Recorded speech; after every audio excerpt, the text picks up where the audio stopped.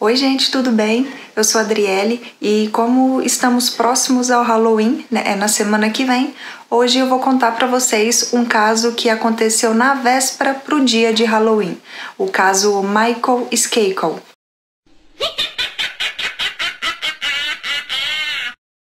Michael Christopher Skakel nasceu no dia 19 de setembro de 1960 em Greenwich, Connecticut, Estados Unidos.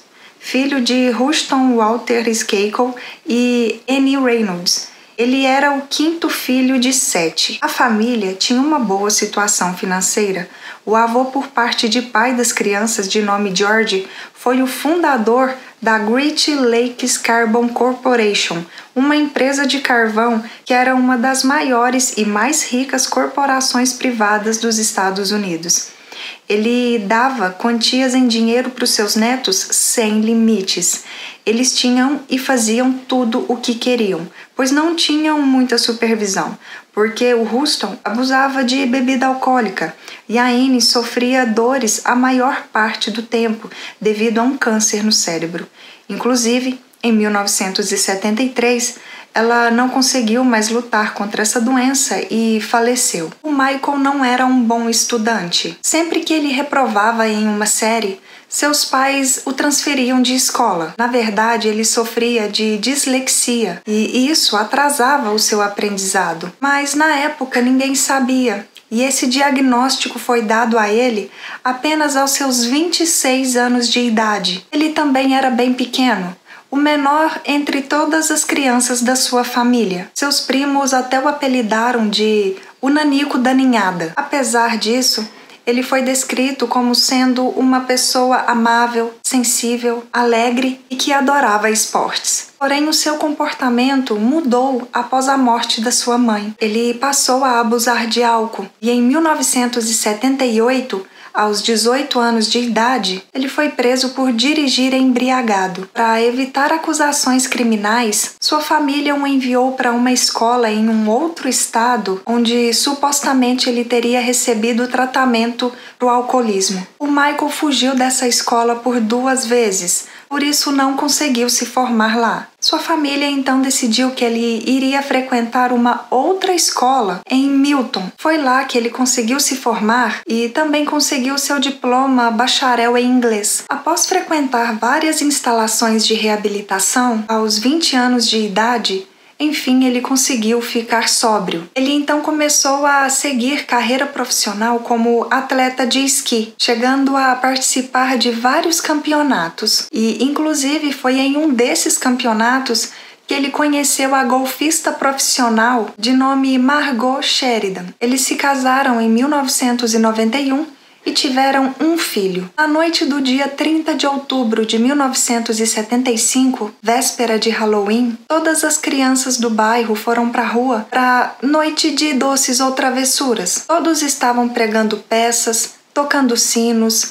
e pegando doces nas casas. O Michael, que nessa época estava com 15 anos de idade, se encontrou com uma jovem de nome Martha Elizabeth Moxley, também com 15 anos de idade. Ela era sua vizinha e também estava participando das brincadeiras de Halloween. Bom, o Michael e o seu irmão mais velho de nome Thomas tinham uma quedinha pela Martha. Eles começaram então a flertar, mas a Martha decidiu dar uma chance apenas para o Thomas. Por volta das 9h30 da noite, os dois foram para o quintal da casa da família Skakel para ficarem um pouco a sós. Porém, nessa noite, a jovem não retornou para sua casa. No dia seguinte, no dia 31 de outubro, Halloween, o corpo dela foi encontrado debaixo de uma árvore no quintal da família Skakel. Suas roupas íntimas e a sua calça haviam sido puxadas para baixo.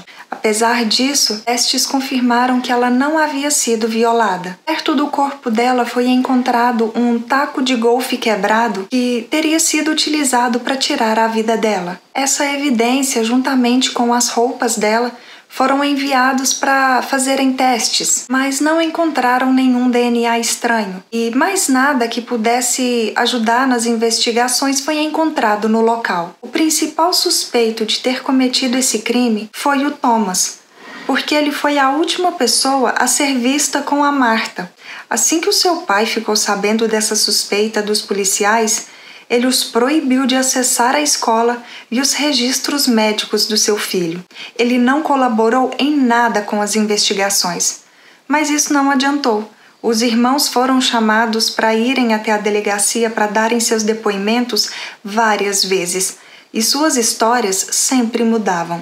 Isso fez com que todos acreditassem que um dos irmãos, ou até mesmo os dois, tinham cometido esse crime. Até que 2 jovens que frequentaram um centro de tratamento para jovens problemáticos, na época em que o Michael também frequentou, foram até a polícia para dizer que tinham ouvido ele confessar ter tirado a vida da Martha com um taco de golfe. Eles inclusive contaram detalhes da cena do crime e do corpo que não tinham sido divulgados. Por isso, os investigadores e os policiais não tiveram dúvidas de quem teria sido a pessoa que teria cometido esse crime. Porém, eles não poderiam prender o jovem apenas com base nesse testemunho. E nisso, o tempo se passou e o caso acabou sendo arquivado. A família da Martha não se conformava com a forma que esse caso foi tratado pela polícia. Por isso, em 1991, eles contrataram uma agência de detetives particulares para fazerem a sua própria investigação. Eles também não encontraram nenhuma prova concreta para poder acusá-los. Essa movimentação, no caso,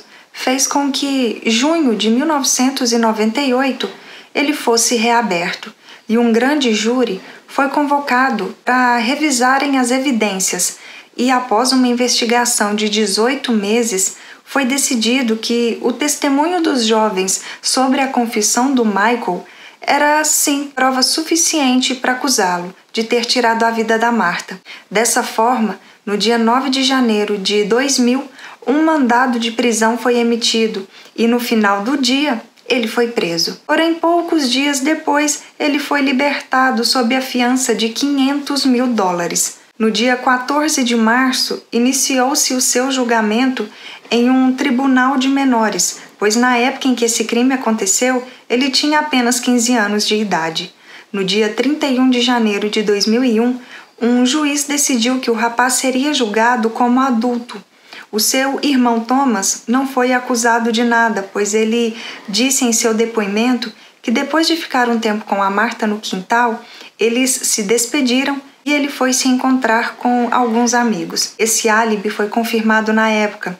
E também os jovens que tinham dito sobre a confissão do Michael disseram que ele não envolveu seu irmão nesse crime enquanto realizava a sua confissão. Essas acusações e toda essa movimentação mexeu demais com a esposa do Michael, a Margot. E por isso, assim que ele foi preso, ela pediu o divórcio. E no final de 2001, eles estavam separados oficialmente. O julgamento como adulto do Michael se iniciou no dia 7 de maio de 2002. Dessa vez, ele disse que na noite em que esse crime aconteceu, ele estava na casa do seu primo. Mas ninguém acreditou nessa história porque, em um outro depoimento, ele chegou a dizer que, enquanto o seu irmão estava beijando a Martha, ele se escondeu atrás de uma árvore no quintal da sua casa para poder ficar vendo os dois. Suas versões de onde ele estava naquela noite eram muito contraditórias e, por isso, ele levantou bastante suspeita. No dia 7 de junho de 2002, o Michael foi considerado culpado de tirar a vida da Martha e condenado à prisão perpétua. Devido aos seus desvios de comportamento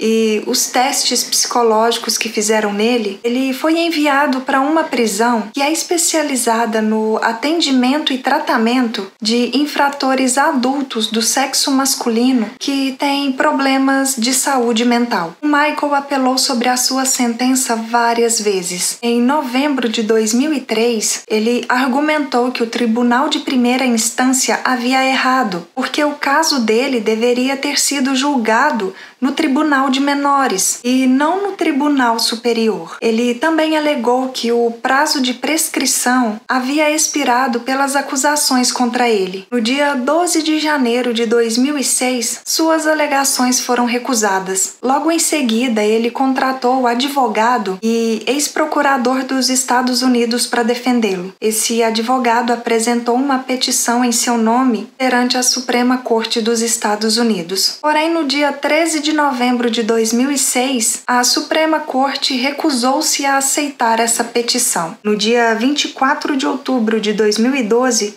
foi realizada a primeira audiência de liberdade condicional do Michael, porém ela foi negada. A próxima audiência de liberdade condicional aconteceu em outubro de 2007, mas também foi negada. O Michael então apelou com base na acusação de incompetência contra seu principal advogado, de nome Michael Sherman. Ele testemunhou contra seu ex-advogado, dizendo que, em vez de se concentrar na sua defesa, ele estava se sentindo uma celebridade devido à atenção que esse caso tomou na mídia. Ele também afirmou que o Michael Sherman estava mais interessado em cobrar taxas para resolver os seus próprios problemas financeiros do que defendê-lo. Essa estratégia deu certo e, depois de passar mais de uma década preso, o rapaz é libertado sob a fiança de 1,2 milhões de dólares. Apesar dos esforços de alguns promotores de reviver a condenação do rapaz, no dia 30 de outubro de 2020, ele saiu do tribunal como um homem livre, depois de anunciarem que não seriam mais considerados o depoimento dos jovens que estavam na mesma instituição que ele anos atrás. E como essa era a única prova contra o Michael, não tiveram mais como acusá-lo de nada. Comentem aqui embaixo o que vocês acharam desse caso. Teria sido realmente o Michael que cometeu esse crime? Ele teria passado mais de uma década na prisão, sendo inocente? E se realmente não foi ele, quem teria cometido esse crime? Vocês acreditam que as conexões que a sua família tinha com promotores, advogados, juízes ajudou nesse veredito? Se ele não tivesse a condição financeira que tinha, se a sua família não fosse tão influente como é até hoje, será que ele estaria preso ainda? Surgiu também a teoria de que ele que teria cometido sim esse crime. E isso tudo por causa de ciúmes. Como eu já disse no início, ele e o irmão dele, o Thomas, tinham uma queda pela Martha, mas a Martha decidiu dar uma chance apenas para o Thomas. Ele poderia ter ficado vendo os dois se beijando no quintal da casa dele e assim que ela foi embora, ele foi atrás dela e cometeu esse crime. Bom, existem várias teorias e esse caso foi um caso bastante noticiado na época, muito comentado, realmente por causa das conexões da família Skakel. Espero que tenham gostado de mais esse vídeo aqui no canal. Se ainda não é inscrito, não se esqueçam de se inscreverem, de deixar o like e compartilhar com mais pessoas que também gostam desse tipo de conteúdo. E até o próximo vídeo. Tchau!